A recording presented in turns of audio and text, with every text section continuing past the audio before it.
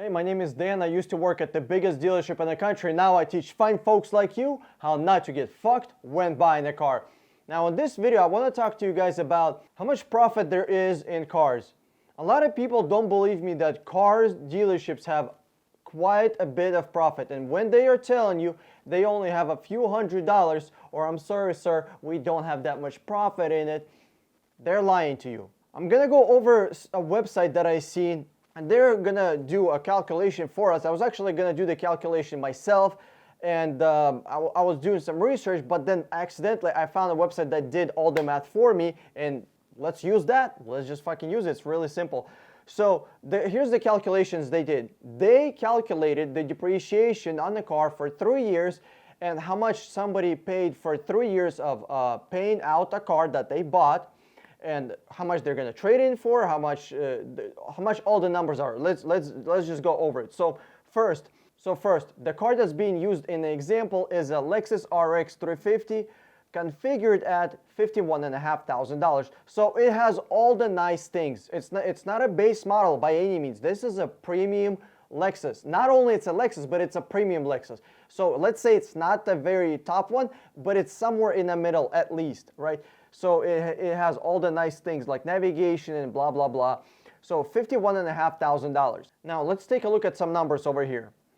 Total payments over 3 years is $32,500. Balance due, $20,500. So a person could come to a dealership 3 years later and they would say, hey, I want to sell this car to you guys. And you might be thinking, is that a trade-in? No. Trade-in is when you're in 3rd grade and you're trading baseball cards. That's a trade-in, okay? You're trading something. Here, there's 2 separate transactions. You are selling your car and you are buying a different car from a dealership. You're not in the 3rd fucking grade. The reason they're using this word trade-in is for you guys, for customers, to get more confused on what's going on. Imagine if the dealership said, hey, we're not going to be doing a trade-in, but we'll buy your car for $5,000 to $7,000 to $10,000 less than you would sell it to anywhere else. How would you feel? You would feel pretty shitty. But if they tell you, hey, you're going to do a trade-in for $5,000, $7,000, $10,000 less than you would sell that car anywhere else, or we're going to have a markup on it of $5,000, $7,000, $10,000, then people are less educated in that, and it just sounds a little different, and people are like, oh, okay, I'll trade it in. Guys, you're not in the 3rd fucking grade, all right? We're not 10-year-olds trading baseball cards. You are selling your vehicle, and they are selling their vehicle. 2 different transactions. Let's keep going. When a person comes to a dealership, they're going to be asked the first thing, hey, you're trying to sell your car? Mm-hmm, I am. How much do you owe to the bank on it? Well, somewhere around $20,500. That's, I think, how much I owe to the bank. Not a problem. We'll give you $22,000. But over here, estimated trade-in value, see it says estimated because you sure as hell not gonna get that. It says $29,500. So where $29,500 is what it should be selling at. Let's say the person has the balls of fucking steel, goes to a dealership and sells this Lexus for $29,500. Do you want to know how much this Lexus, we have to do a 1-year adjustment because this is a 2015 model. This article was written in 2018. So we're going to move this car from being a 2015 to 2016 because we live in 2019 right now as this video is being made. So let's go to Auto Trader. I'm not doing any of the research that I would typically do. When I buy a car for a customer, I typically contact over 100 different listings. Over 100 listings. This is literally first page of Auto Trader. First page. And this is not even the entire page. This is the first prices that for cars that have no accident. So this is a clean title, no accident car. Look at this here. We see a car at $31,995 and the next one at $34,950.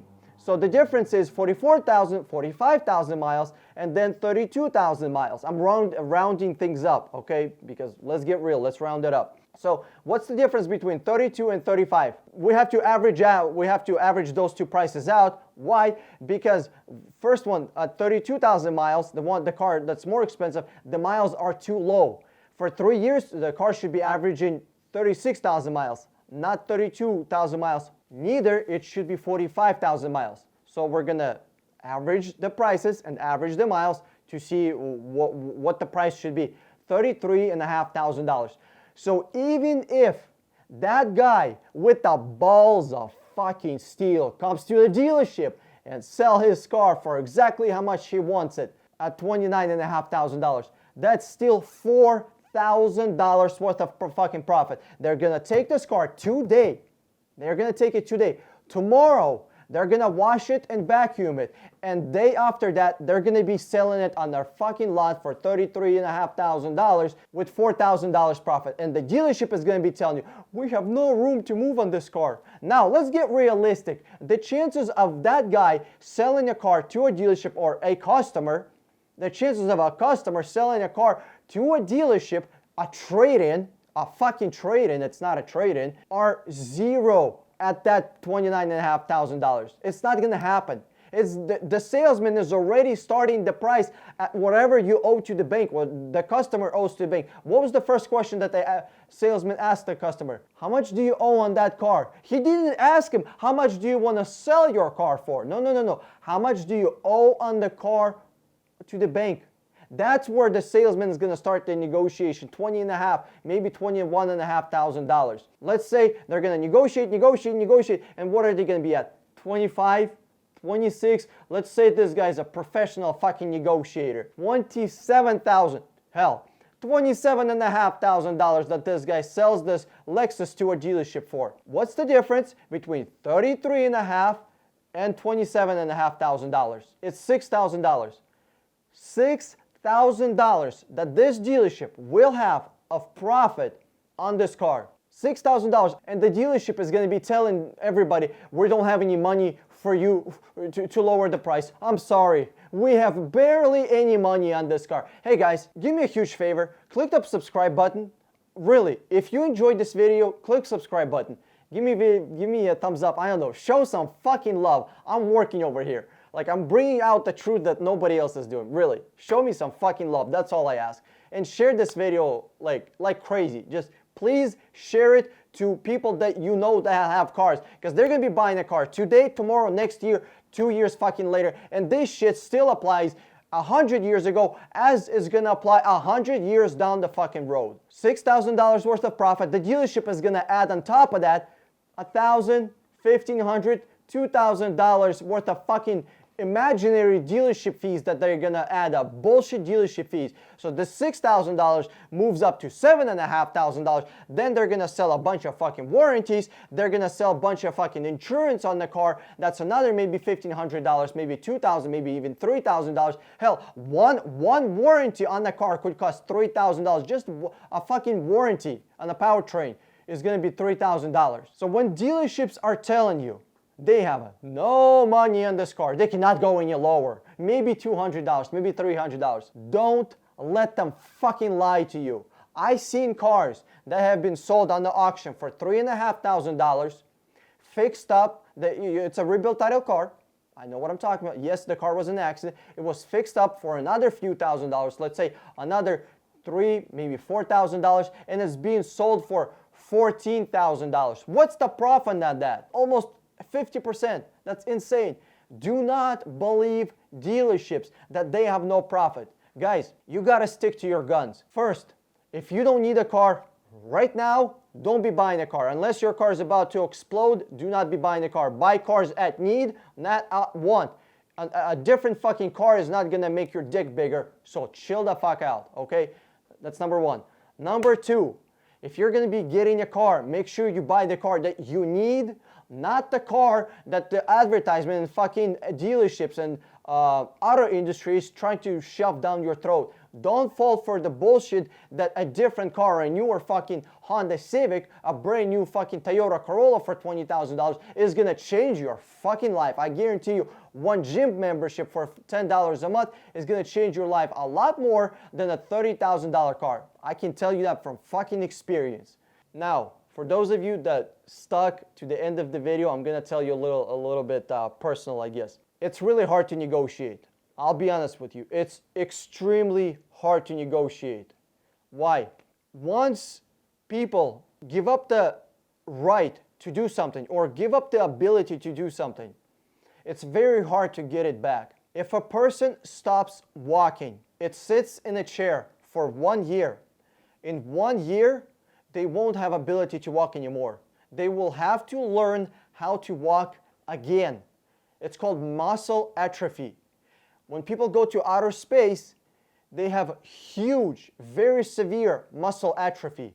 They have hard time walking and picking things up and doing simple things like driving. It's very hard because there's no gravity up there. Guys, the reason we have bullshit dealership fees, the reason that dealerships are refusing to negotiate prices is because we, as people, as car buyers, or as customers, got bent over on our own volition, on our own voluntary terms. We gave up the power to negotiate. We gave that up for convenience.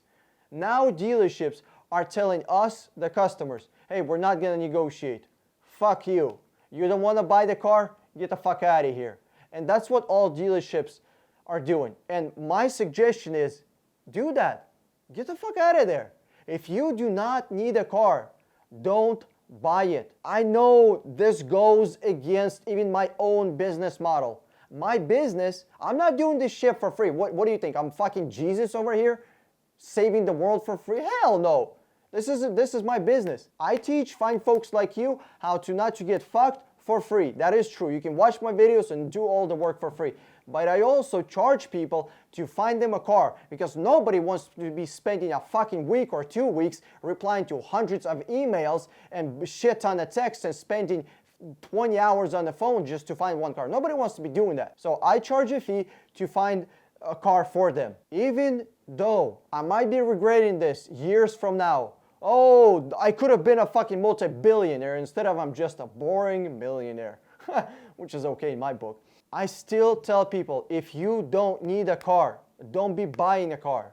If you're 20 years old, 30 years old, and you're thinking about buying yourself a $60,000 fucking car, and you are not there financially, you can't support it financially, you're not making $120,000 a year, you have no job buying that car.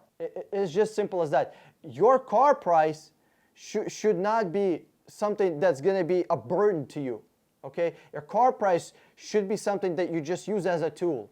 Simple as that. Huge thank you for watching this video. Click here to subscribe, watch one of those 2 videos, and click the share button below the video. Did you enjoy the video? Did you find it useful? Do you think you're gonna save some money with it? Abso-fucking-lutely you will. Share this video on Facebook with somebody else. This is Dan Strong with 60 Minute Car. I'm signing out, and I'll see you in another video.